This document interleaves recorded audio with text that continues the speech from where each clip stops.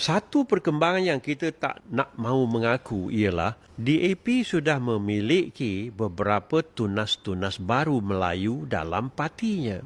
Termasuk yang berlaku di Ulu Tiram di Johor baru-baru ini, termasuk landasan pemimpin yang ada di Pahang, termasuk orang-orang yang ada di Perak. Jadi DAP itu sudah mula menampakkan marilah Melayu menjadi pemimpin kami. Tapi mereka tak beri pimpinan di atas. Mereka jadi pimpinan di peringkat kayu api yang mudah terbakar, yang mudah diketepikan. Itu satu perkembangan. Perkembangan yang kedua ialah kita tidak melihat kepada produk pemimpin. Apa pemimpin ini buat? Selama 3 tahun setengah misalnya, menjurus kepada Datuk Seri Anwar, ya. Selain daripada retorik beliau yang kadang-kala nampak punca hilang pusat. Tetapi hal ini tidak dapat menentukan pemikiran seseorang. Orang Melayu lepas ini harus cari betapa pentingnya mendapatkan pemimpin yang ada rumusannya yang nampak jelas untuk dilaksanakan. Tetapi soalan itu bukanlah satu soalan yang mudah dijawab. Oleh kerana pilihan raya di Negeri Sembilan dan pilihan raya ke-16 nanti untuk Parlimen masih dalam jarak sederhana dan jauh.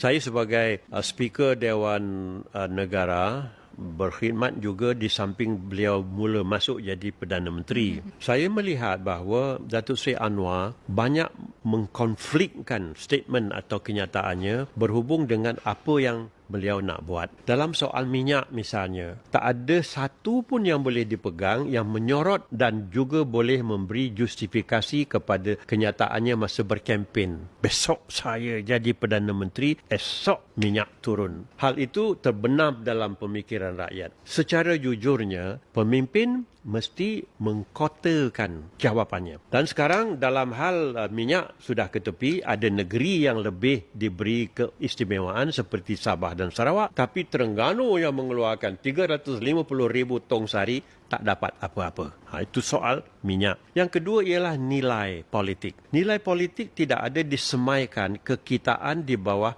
rukun negara. Kita hanya lalu ujian dan peperiksaan hari ke hari. Keadaan di Kuala Lumpur, Hanayo, mendapatkan status tanah bagi orang diceras. Sekejap saja menunjukkan azam politik DAP lebih hebat daripada Datuk Seri Anwar. Apa yang Datuk Seri Anwar buat berhubung dengan bahasa Melayu dan menjadikan perlembagaan dalam versi teks bahasa Melayu pun tidak dapat diatasi. Banyak boleh kita katakan, tetapi dalam jurusan ini tidak seharusnya kita mencurigai terlalu besar senarainya. Memadai kita menyatakan, saya tidak fikir Datuk Seri Anwar wajar